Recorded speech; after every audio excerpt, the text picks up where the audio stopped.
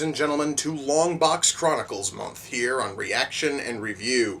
Tonight, guys, I'm taking a look at a movie from 2013. That movie is Man of Steel. Now, I'm going to tell you guys, first of all, I have never been a massive fan of Superman because ever since around the late 40s or so, Superman has always been portrayed, whether it be in comic books, movies, TV shows, what have you, as this perfect, prissy boy, fucking like Boy Scout, and I can't stand the character because of that. The good news is we are not getting the fucking Boy Scout Superman in this film. Instead, we are getting a darker, edgier Superman, because that is exactly what people screamed for when Christopher Nolan was working on his Batman series. So yeah, guys, this is a dark, edgy reboot of Superman, and I'm really curious exactly where they go with it. Now, I don't have to worry about how the film is going to end, because every single one of those people who literally were screaming and demanding for a dark and edgy Superman film bitched because the ending was too dark and edgy for them, even though that was exactly what they fucking demanded, was a darker, edgier Superman. So fuck every single one of those people who whined and bitched and pissed and moaned and spoiled the ending for me on numerous websites on numerous occasions, because now all of the tension of the ending is gone for me. However, I'm certainly hoping for the build-up to lead up to the ending. And also, I don't really know all of the details outside of the primary one, and no, unlike every single one of those assholes, I'm not gonna fucking spoil it here. Now, I also know that my history of covering Superman movies in this series has been wrought with disappointment, because I covered the Superman film from Turkey, and it kind of sucked. I covered the Superman musical from the 70s, and that one really sucked. And I covered Superman Returns, which sucked massive amounts of throbbing fat dick. I'm hoping for this thing to be better than all three of those, and I can almost guarantee you that it will be. However, this thing could also stumble and be a massive steaming turd. I have no earthly clue. And the only way I am going to find out if this thing has any kind of redeeming qualities at all is if I shut up and I push play, and I'm going to do that right now. So, without further ado, it's time to kick back, relax, and check out Man of Steel.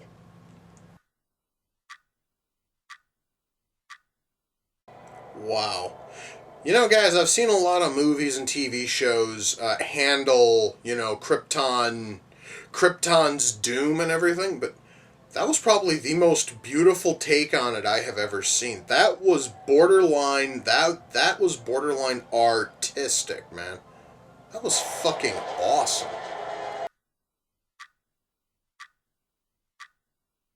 You know, guys, I really have to stress this. Every time I've seen a piece of fucking like Krypton's like tech or their buildings or their ships, all of it looks absolutely stunning.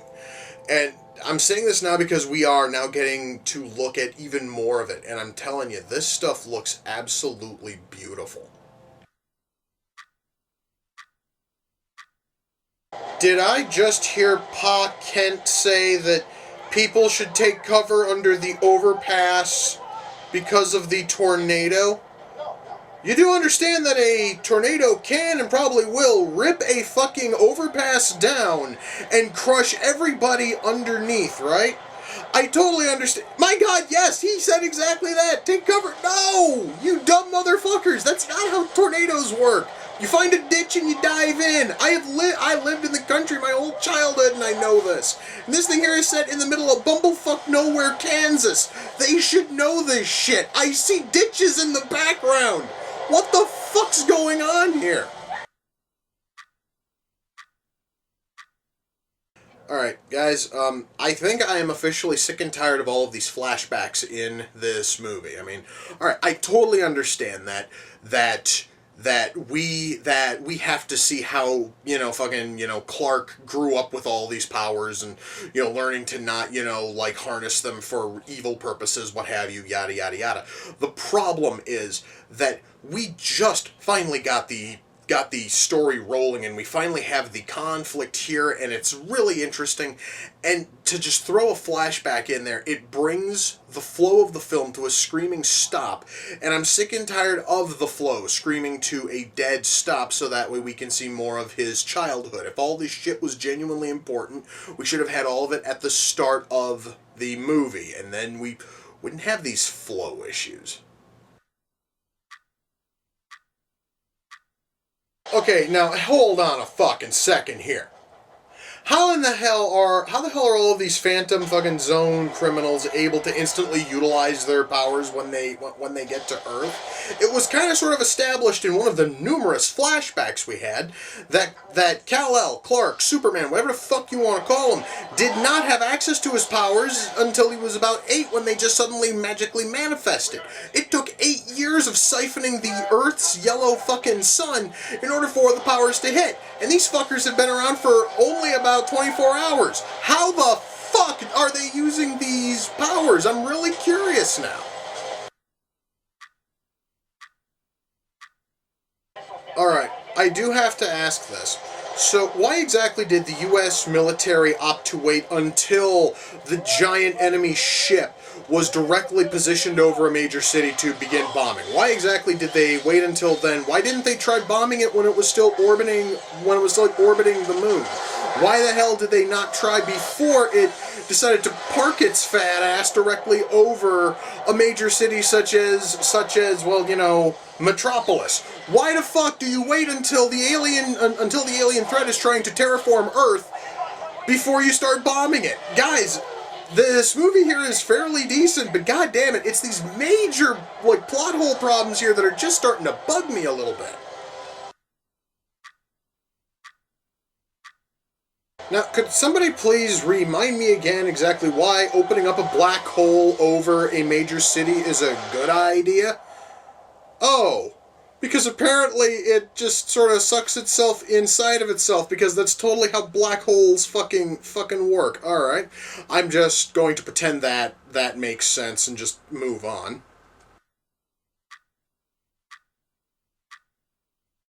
Well, guys, that was Man of Steel. Let's shut that off. Okay.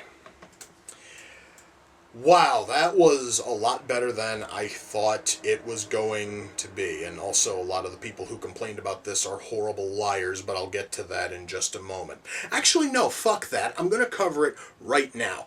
Every single person who bothered to whine and bitch to me about this movie were basically saying that in it, Superman is this horrible, evil fucking sociopath, and he kills without caring about the victims, and he creates tons and tons of property damage without caring about any consequences. I'm going to tell you right now, first of all, that you are able to count the number fucking killed by Superman's hands on one hand, and every single death he has to pound over and pour over because he doesn't want to he doesn't want to do it, and death is really the only option which is left to him. There is nothing here that even points at Superman being a fucking sociopath. And as for all of the property damage, most of it is caused by Zod's army, and the US fucking military. Superman causes very little property damage in this film. So to every single person who has bitched about this movie for the past year and saying all these things involving the character and all of the damage, fuck you, you horrible lying fuck. Why don't you go and actually watch the movie before you start bitching and making up stupid, baseless bullshit, okay? Now that I have that out of the way, why don't we start with writing? And I will say that it was very, very refreshing to find a Superman who isn't the spineless pussy that we see in every other Superman movie and TV show and fucking cartoon. In all of them, Superman is just this prissy Boy Scout pansy who doesn't want to do anything. And here, with this film, Superman is actually willing to do things if it is going to lead to, everything working out when all is said and done. He does not kill unless he has no other option, and he tries to save as many people as possible, which is honestly sort of why it is funny that actually the U.S. military causes more property damage and probably indirectly kills more people in this film than Superman does, which I find just fucking funny as hell. Now, our characters here are all really deep. I really liked how every character was fleshed out. The one thing I absolutely adored was one of the flashbacks. When we see Superman as a child, when we see Clark or Kal-El as a child, and his powers begin to manifest while he is in school, and he can suddenly hear everything, and all of a sudden his X-ray vision kicks in, and it just turns into this massive sensory fucking overload, and he just can't take it. It was a fantastic scene, and it really does show that this honestly was a slightly more realistic take on Superman, and I really loved that. Now, since I am talking about flashbacks, I did mention as I was watching the film, I was bitching about flashbacks because there were just tons of them, and they were bringing the flow of the film to a screaming halt.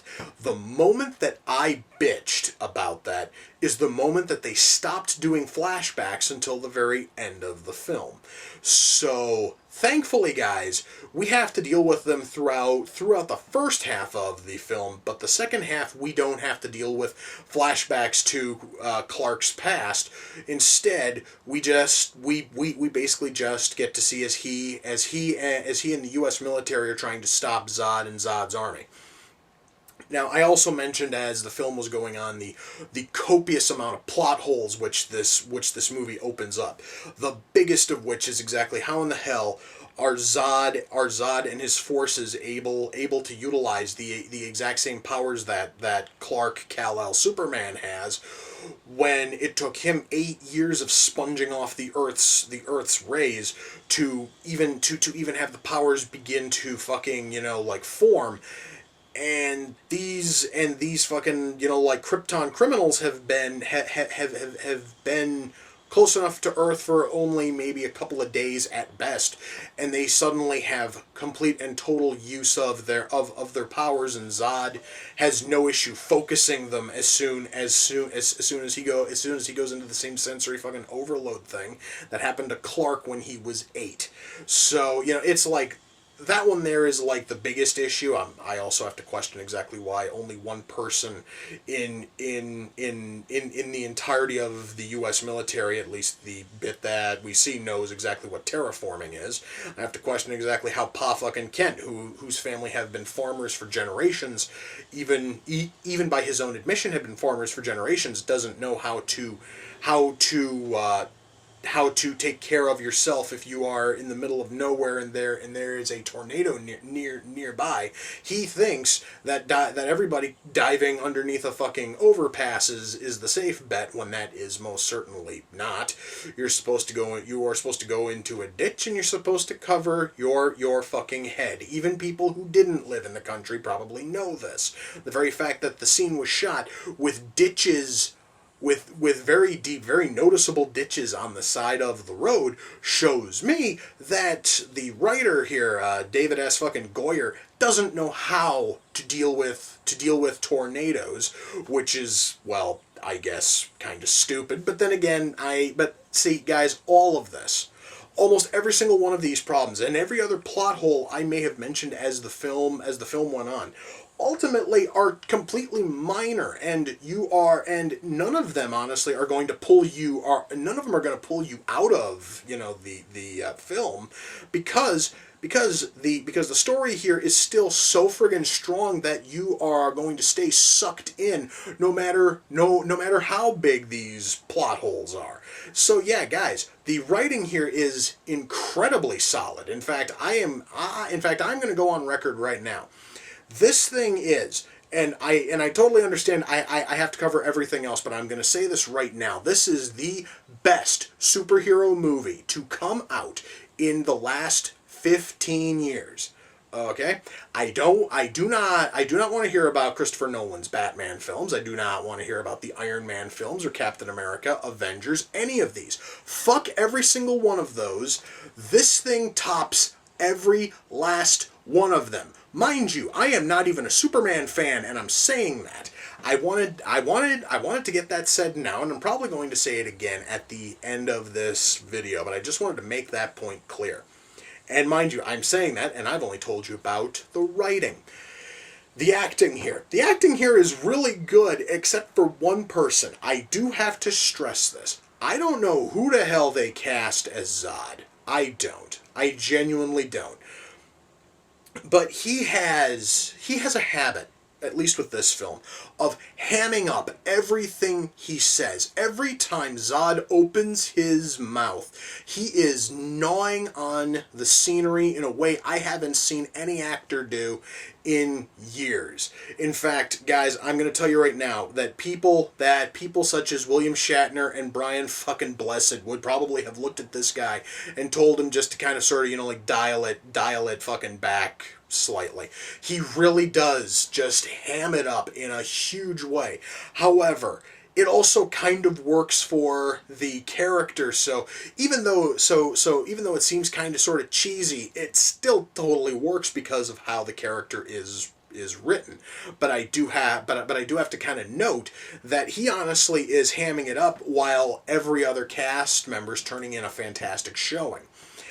The acting here, guys, is stellar from top to bottom. Everybody here turned in an awesome showing, including the fucking pork roast that's passing himself off as Zod. Or actually, I should say the ham roast. Let's just keep this shit straight. Anyway, camera work. I do have to comment on camera work because this film has a ton of shaky cam, especially at the very start. Krypton looks as if it was completely filmed with handheld cameras, and it could very well induce motion sickness if you really are not into shaky cam. Mind you, though, now it seriously is less fucking noticeable as the film goes on, but that first like 20 minutes or so, the camera is so friggin' shaky. It really is not funny, and that is something that is probably going to pull a couple of people out of wanting to watch this, because I know a lot of people are not fans of shaky cam because they get motion sickness, and I do want to warn that ahead of time, because I know some people don't fucking like it if you don't warn that, and then they dive in and then they're feeling sick after 20 minutes. So heads up, shaky cam, tons of it in the opening like 20 minutes or so, and then things begin to kind of settle down. Just again, I just sort of wanted to warn on that. And beyond that, though, guys, camera work here is awesome. And I mean, everything here is blocked great. It's filmed great. The angles and the shots, the pans, everything here is perfect. And again, my one and only complaint would be the copious amounts of shaky cam at the very start. That, honest to God, is like my one gripe when it comes to camera work. Special effects. I'm going to tell you guys right now, Krypton is almost completely rendered in CG. This is the first time I have ever seen a film that genuinely tried to give life to frickin' Krypton, because almost every other film is just basically trying, because almost every other time that a movie or a TV show has tried to make Krypton, seen, it's almost always seen as just this giant fucking city with nothing else. And here we actually have countryside and a skyline and animals. Krypton actually has life here, which is kind of funny since, well, the whole point of Krypton and Superman's origin story is for Krypton to die. But here, the planet has tons and tons of life, and it looks spectacular. It is some of the best stuff you will see in terms of CG. In fact, this film has some of the best CG I've seen in years, and it has tons of it, and it looks fantastic. Every last bit of it looks fucking amazing. The sound mix here is done very, very well. The score here, well, the score here is good. However, I'm going to say that the score here does not hold a candle to to the score we heard in Superman and Superman 2. Of course, though, that is trying to compare anybody else's work to John fucking Williams. You are guaranteed to fail on that. However, though, what is here for a score is fantastic. Guys, when all is said and done, and I know I said this earlier, yes, I can definitely recommend Man of Steel. This thing, again, by far the best superhero film I have seen in the last 15 years. This is the best superhero film made that I have seen that was made in the last 15 years. It tops everything else. This is a fantastic movie, and if you haven't seen it yet, you really should swing out, rent it, download it. You can maybe find it on Netflix or Hulu. I don't totally know. But you still really need to check out this movie. This is by far the best Superman film I've seen since Superman 2. I totally understand that. That isn't saying much. But this thing, guys, rivals Superman fucking 2 in terms of awesomeness. This movie is a must watch, and I'm very happy to have this thing in my Blu-ray collection. In fact, I am honored to have this thing in my Blu-ray collection. And now that I've seen this, I am eagerly looking forward to the spin-off film Batman v Superman: Dawn of Justice. Bring it on. I want to see it sooner rather than later. I cannot wait to check it out. Anyway, guys, with that, we come to the close of another reaction and review. Until next time, ladies and gentlemen, take care, and I will see you all in the near future. Peace.